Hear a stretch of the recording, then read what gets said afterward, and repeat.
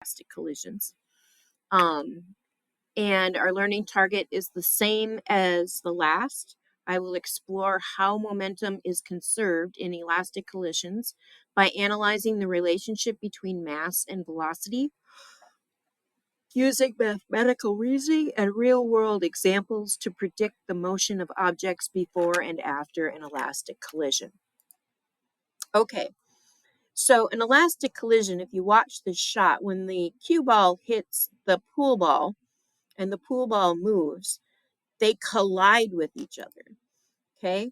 And in an elastic collision, you get two or more objects. There can be more than two, where they collide, right? They come together and then they move away. That doesn't mean that they have to bounce back, like they don't have to trade directions. It is possible that mass 1 and mass 2 here, the blue one and the orange one, when they collide, that they would move off in the same direction, just with different velocities. Okay. The equation for an elastic collision is the mass of the first object times the initial velocity of the first object plus the mass of the second object times the velocity of the second object. So if we look at these very closely, we can see that m1u1 is just the momentum of number one of the first ball. Okay. m2u2 is just the momentum of the second ball. Now remember, velocity has a direction, right? So u1 here would be positive, u2 would be negative, okay?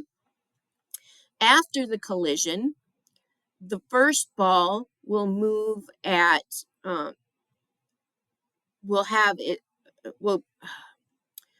will be mass times the velocity of the first ball after the collision, okay?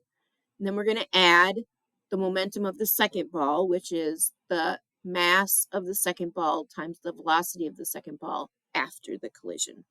Again, the vector quantity of the velocity has a direction, so make sure that you're putting the directions in there for velocity, which is positive or negative. Okay. During an elastic collision, the energy will also be conserved.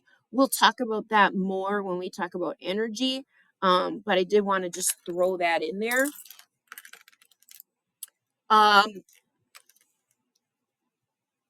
In an elastic collision in 1D, right? So that means that the objects always move in one plane. So if we're looking at this one, right, they're in the X plane, right? They're moving in the X plane.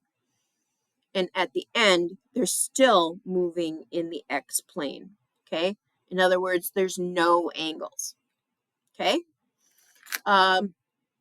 A perfectly elastic collision happens when the momentum of object 1 transfers all of its momentum to object 2, and the same applies for object 2.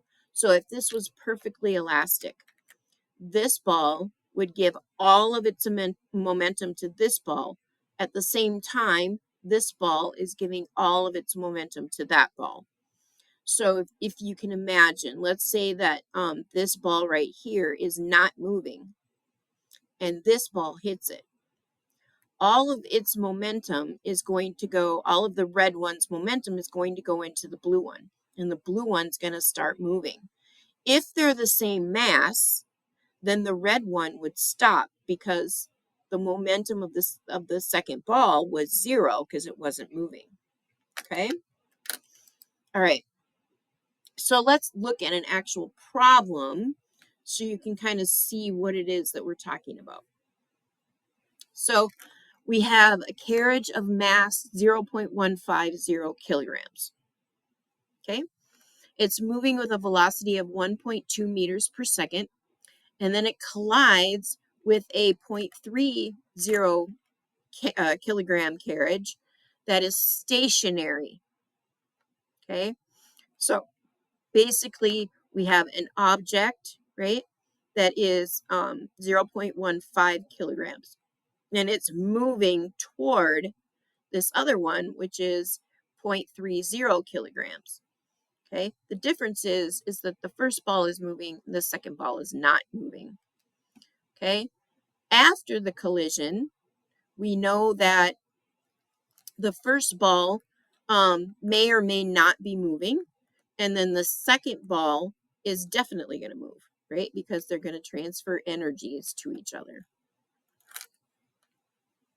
Okay, so notice that I drew a picture of the before and the after. Okay, this is my givens. It also shows what is my after, or what is my unknown. Okay, so this would be your G and your U in guess. Okay, so working on that same problem, we're going to write the correct equation for solving the problem, right? So we know that for elastic collisions, the conservation of momentum is m1u1 plus m2u2 equals m1v1 plus m2v2. Okay, so we've written it down just as it is. Now we're going to fill in the known values. M1 is 0.15. M2, or sorry, and V1 is 1.2 and it's positive. M2 is 0.3 and its velocity is 0 because it's standing still. Okay. On the other side, in the after, the mass is still the same for mass 1, so that's still 0.150 kilograms. We don't know what our velocity of this ball is, okay? So we just leave it as a V, or in this case, I put a question mark, okay? And then we're going to add to it the momentum of the second ball after the collision, which is 0.3 kilograms, right? Times, it's now moving at 0.8 meters per second. Okay. So we filled in all of our known values. Notice there's only one blank.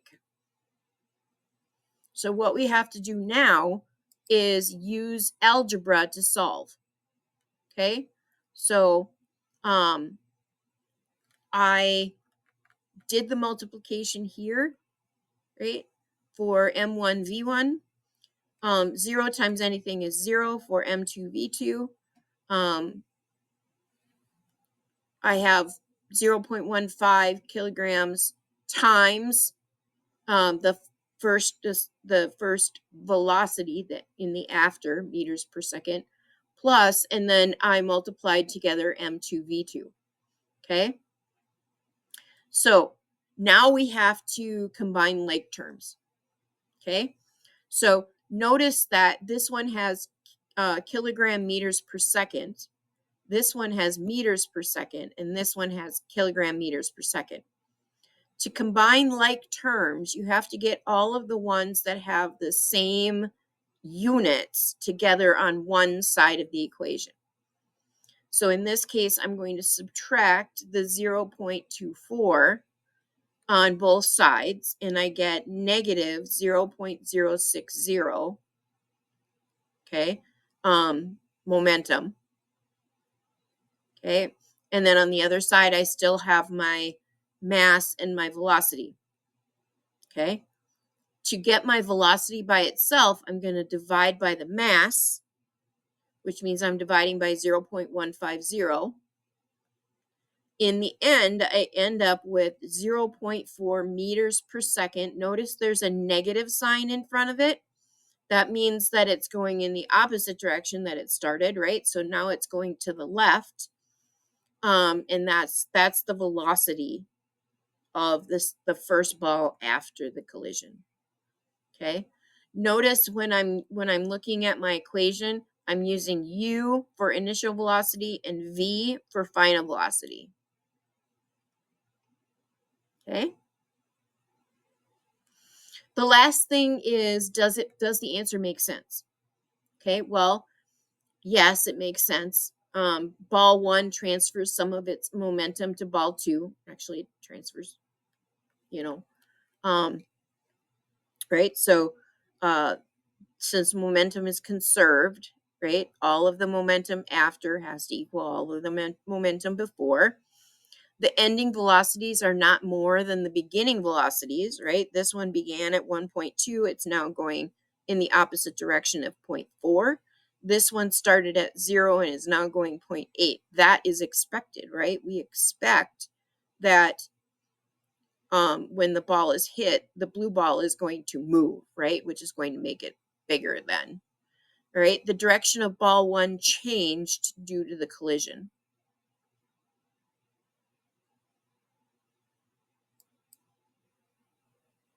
Okay? Then there are collisions that do involve angles, right? So an elastic collision in 2 dimensions, the objects collide, move at an angle to its original direction, right? So here's an example. We have 2 balls that are colliding, but M1 is not colliding exactly head on with M2. It's maybe, just a little ways away from the center. In this case, right, the 2 balls are going to go off in separate directions, but they're going to go off at an angle. Okay. So when you're doing 2-dimensional elastic collisions, you're going to use your X and Y components of the momentum, and that they are conserved and treated independent of each other. Okay. So the momentum in the X dimension, right, is going to be conserved, and the direction in the Y, the momentum in the Y direction is going to be conserved. Okay. So you're going to be working 2 separate equations. Okay. So to sum it up, elastic collisions happen when 2 or more objects collide and move away from each other. You are going to use the equation m1u1 plus m2u2 equals m1v1 plus m2v2. Notice these are the beginning velocities, u, and the v's are the ending velocity. Okay.